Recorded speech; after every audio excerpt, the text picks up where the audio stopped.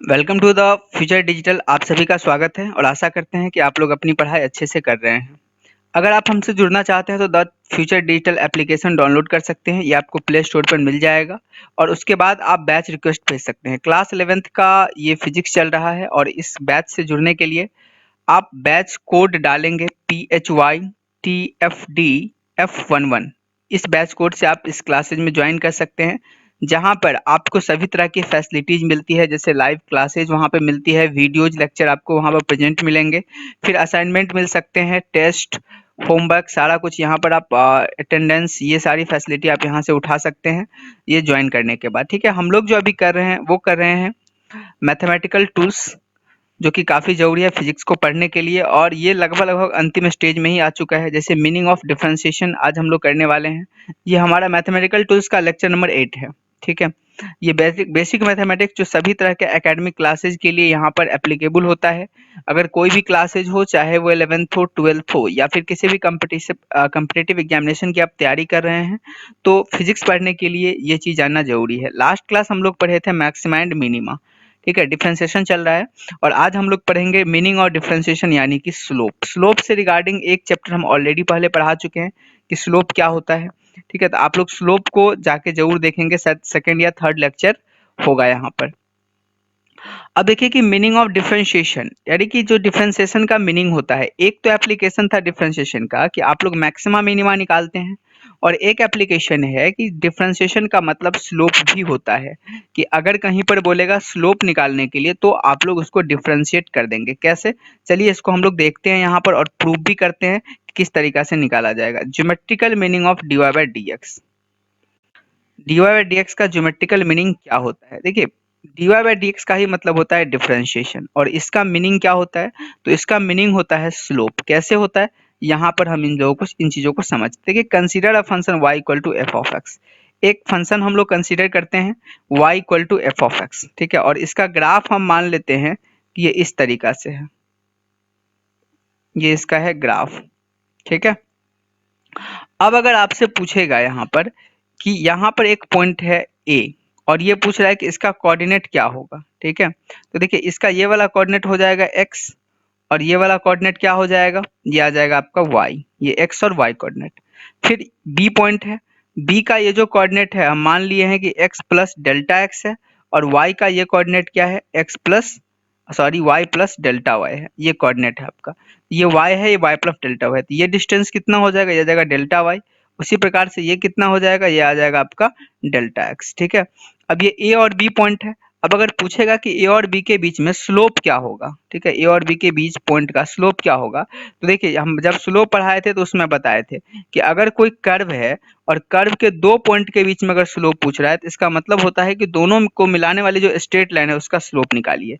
तो यहाँ पर क्या है कि ये दोनों को मिलाने वाली आपका ये स्ट्रेट लाइन है। जब दोनों को मिलाने वाली स्ट्रेट लाइन यहाँ पर है तो इसका स्लोप क्या हो जाएगा, बेसिकली अगर मान लेते हैं कि इसको हम थीटा मानते हैं ऐसे। ठीक है, ये देखिए अगर इसको हम थीटा यहाँ से मानते हैं तो स्लोप होता है टेन थीटा के बराबर। ठीक है, तो स्लोप ऑफ स्ट्रेट लाइन ए भी यहाँ पर कितना हो जाएगा, टेन थीटा के बराबर। अब बताइए टेन थीटा क्या हो जाएगा, तो टेन थीटा होगा perpendicular by base, perpendicular by base, this is the perpendicular and this is the base, यानी कि m equal to delta Y by delta X. ठीक है, this is the perpendicular and this is the ये base आपका है, ये delta Y by delta X. अब यहाँ पर देखिए कि अगर मान लेते हैं कि ये delta X tends to zero है, यानी कि जो चेंज हुआ है एक्स में वो काफी छोटा है। ठीक है, ये चेंज हुआ है जो एक्स में ये काफी छोटा है। छोटा है इसका क्या मतलब है कि बी पॉइंट लगभग लगभग कहाँ आ जाएगा, ए के पास ही आ जाएगा, तब इसका स्लोप क्या हो जाएगा, वो इस तरीका से हो जाएगा। ठीक है, टेंजेंट हो जाएगा। तो अगर ये काफी छोटा है तब ये क्या हो जाएगा, m equal to D Y by D X, क्योंकि हम बता चुके हैं कि अगर मान लेते हैं कि देखिए चेंज अगर काफी छोटा है तो डेल्टा की जगह पे हम लोग जो यूज करते हैं वो यूज करते हैं dx। ठीक है, डेल्टा एक्स की जगह पर dx, तो m equal to D Y by D X, आपको पता है कि delta D Y by D X क्या है, ये आपका है स्लोप। ठीक है, तो ये आ जाएगा slope equal to D Y by D X. तो हम निकालने क्या चले थे, स्लोप निकालने चले थे, टेन थीटा के फॉर्मूला से आगे बढ़े थे, और बाद में जो रिजल्ट आया है वो क्या आ गया है, डिफरेंशियल आ गया है y का विथ रिस्पेक्ट टू x। ठीक है, मतलब स्लोप क्या होता है कि डिफरेंशिएशन के ही बराबर होता है, ये चीज यहाँ से साबित होता है। तो कंक्लूजन जो यहाँ पर निष्कर्ष निकलकर सामने आया वो क्या आया, देखिए ये आया है कि dy by dx represent the slope of a straight line. dy by dx क्या करता है कि किसी स्ट्रेट लाइन के स्लोप को रिप्रेजेंट करता है joining the 2 point A and B, ठीक है, ए और बी पॉइंट को मिलाने वाले जो स्ट्रेट लाइन है उसके ज्वाइनिंग करता है। Also it represent the slope of tangent at a single point. मतलब क्या है कि अगर आपका दो पॉइंट रहेगा तो दो पॉइंट के बीच का स्लोप होता है मिलाने वाली स्ट्रेट लाइन, और अगर सिंगल पॉइंट होगा तो उसका टेंजेंट आ जाएगा। तो इसका स्लोप कौन रिप्रेजेंट करता है, तो dy बाई dx रिप्रेजेंट करता है। तो सिंपली क्या है, ये आपका डिफरेंशिएशन का मतलब होता है स्लोप, यानी कि dy बाई dx, ठीक है, ये चीज। तो अब अगर आपसे पूछेगा कि आप बताइए कि कोई फंक्शन दे देगा और बोलेगा कि उसका स्लोप क्या है, तो आप लोग क्या कर सकते हैं, उसका डिफरेंशिएशन निकाल देंगे तो वहां से स्लोप निकल कर सामने आ जाएगा, इसीलिए डिफरेंशिएशन इंपॉर्टेंट हो जाता है। अब ये चीजें यहाँ पर है, यही चीजों को बताए हैं कि y है और x है, ठीक है। और वहां पे देखिए इससे पहले वाले जो फिगर में था उसमें दो पॉइंट के बीच में था, ये दो पॉइंट के बीच में है, लेकिन अगर आप एक पॉइंट पे जाएंगे तो यहाँ पर क्या होगा, टेंजेंट, और इसी का स्लोप क्या होगा, dy बाई dx के बराबर हो जाएगा। तो ये चीज है आपका, ठीक है, तो आप यहाँ से समझ में आ गया होगा। अब देखिए यहाँ पर एक क्वेश्चन से एग्जांपल है कि y equal to x square plus cos x, then find slope at x equal to pi. कह रहा है कि x इक्वल टू पाई पर आप स्लोप निकालिए कितना होगा। तो देखिए सबसे बड़ी बात है कि स्लोप कितना होता है, dy बाई dx होता है। तो यहाँ पर आप y है तो y के जगह पे कितना है, x square plus cos x, तो ये स्लोप m इक्वल टू, और ये स्लोप को हम लोग m से नोट करते हैं, तो d और ये y कितना हो जाएगा, x square plus cos x by D x, आ जाएगा। इसको आप सोल्व करेंगे तो कितना हो जाएगा, इसका डिफरेंशिएशन 2x एक्स स्क्वायर का और कॉस का माइनस साइन एक्स, यानी कि इसका स्लोप आ गया। लेकिन स्लोप कहाँ पर पूछ रहा है, x इक्वल टू पाई पर, तो x इक्वल टू पाई यहाँ पर पुट कर दीजिए, किसमें, dy बाई dx में, ये वाले में। तो 2 पाई इंटू साइन पाई का वैल्यू 0, यानी कि इसका आंसर हो जाएगा 2 पाई। मतलब क्या है कि सिंपली अगर आप कोई फंक्शन दे दिया रहेगा और पूछेगा स्लोप निकालनी, इसका मतलब होता है कि आप dy बाई dx यहाँ से निकाल कर रख दीजिए, ठीक है। चलिए अब एप्लीकेशन इन फिजिक्स, फिजिक्स में इसका एप्लीकेशन किस तरह से हम लोग करेंगे, ये देखने वाली बात। देखिए अब slope of x versus T graph give the value of velocity.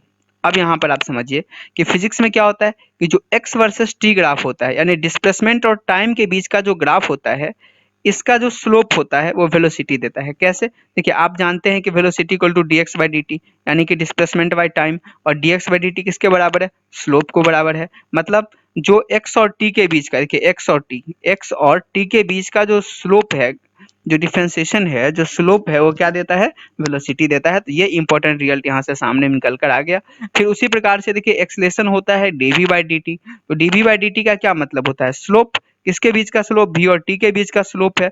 मतलब जो v और t के बीच का स्लोप होता है वो हमको क्या देता है, एक्सेलरेशन देता है। तो यहाँ से भी ये चीजें फिजिक्स से रिलेटेड हो जाती है, तो आप लोग इसको याद रखेंगे।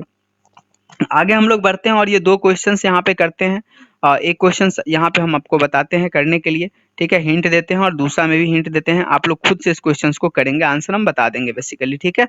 तो which of the following is correct, इन कह रहा है कि इन दोनों में से कौन सा ये तीनों में से कौन सा सही है इसके लिए, इस ग्राफ के लिए, ठीक है, ये चीज बोल रहा है। तो अब यहाँ पे देखिए ये क्या है, एक्स और टी के बीच का ग्राफ है, यस एक्स और टी के बीच का ग्राफ है। तो एक्स और टी के बीच का जब ग्राफ है ये, और यहाँ पे वी ए वी बी क्या है, वेलोसिटी है, वी ए क्या है, ए पॉइंट पे वेलोसिटी है, वी बी क्या है, बी पॉइंट पे वेलोसिटी है, ठीक है। और एक्स और टी के ग्राफ में पूछ रहा है कि वेलोसिटी में क्या रिलेशन है।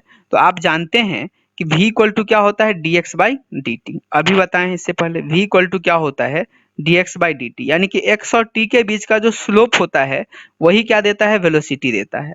अब यहाँ पर देखिए कि स्लोप किसका ज्यादा है, ए पॉइंट पर ज्यादा है या बी पॉइंट पर ज्यादा है। तो इसको समझने के लिए ए पॉइंट पे स्लोप का क्या मतलब है, ये वाला टेंजेंट, और बी पॉइंट के स्लोप का क्या मतलब है, ये वाला टेंजेंट। अब बताइए एंगल कहाँ पे ज्यादा है, यहाँ ज्यादा है कि यहाँ ज्यादा है, मतलब कौन सा लाइन ज्यादा उठा हुआ है, ये उठा हुआ है ज्यादा या फिर ये उठा हुआ है। तो यहाँ पे देखने से क्या लग रहा है आपको, नो डाउट कि सर ये वाला लाइन ज्यादा उठा हुआ है, मतलब बी पॉइंट का स्लोप बड़ा है, इसका मतलब है बी पॉइंट का वेलोसिटी बड़ा होगा। मतलब आंसर क्या हो जाएगा, सी नंबर, कि ए पॉइंट का वेलोसिटी छोटा होगा और बी पॉइंट का बड़ा होगा। तो इस तरह से बहुत जल्दी फ्रिक्वेंटली जो है क्वेश्चन पूछे जाते हैं हमेशा एग्जाम में, तो आप लोग इसको याद रखेंगे, ठीक है। चलिए अब नेक्स्ट है कि find the time for which body, अगर देखिए एक्स और टी का ये ग्राफ है, बोला है कि आप टाइम बताइए जहां पर बॉडी आपका रेस्ट में रहेगा। देखिए रेस्ट में, ये ग्राफ किसका है, एक्स और टी के बीच का है, तो एक्स और टी के बीच का ग्राफ है और कह रहा है रेस्ट में रहेगा, इसका मतलब वेलोसिटी जीरो, और वेलोसिटी जीरो का मतलब क्या, कि जो एक्स और टी के बीच का स्लोप है वो जीरो आ जाएगा। तो स्लोप जीरो कहाँ पर होगा, ये बस यहाँ पर स्लोप जीरो होगा, है ना। जब जब स्लोप जीरो तब होता है जब लाइन हॉरिजॉन्टल होता है, ठीक है। तो यहाँ पे स्लोप जीरो होगा, मतलब ये T1 से यहाँ पर T1 से T2 तक के लिए क्या होगा, पूछ रहा है कि टाइम जिसके लिए रेस्ट में रहेगा, तो T1 से T2 तक के लिए क्या रहेगा, बॉडी आपका रेस्ट में रहेगा। तो ये आपका आंसर है, ठीक है। जी, तो that is the end of the video. आज के लिए इतना ही, आज का छोटा लेक्चर बना है। कल से हम लोग इंटीग्रेशन स्टार्ट करेंगे और कोशिश करेंगे कि कल ज़्यादा देर का लेक्चर बने और सारा इंटीग्रेशन खत्म कर दे, और परसों तरसों से हम लोग यूनिट एंड डायमेंशन स्टार्ट करेंगे, ठीक है। और अधिक बच्चे को आप लोग ऐड कीजिए जो बैचेज में, ताकि फिर से और नए तरीका से स्टार्ट किया जा सके, ठीक है। और जोश और उल्लास के साथ हम लोग पढ़ाई करें। और आप लोगों को अगर कोई भी डाउट होता है तो आप मैसेज बॉक्स में मैसेज कीजिए, एप्लीकेशन में सुविधाएं यहाँ पर प्रेजेंट है। आप लोग असाइनमेंट जरूर सबमिट कीजिए, सारे क्वेश्चंस जरूर बनाइए, क्योंकि अगर आप क्वेश्चंस नहीं बनाते हैं तो फिर पढ़ने का कोई मतलब बनता ही नहीं है। चलिए, थैंक यू।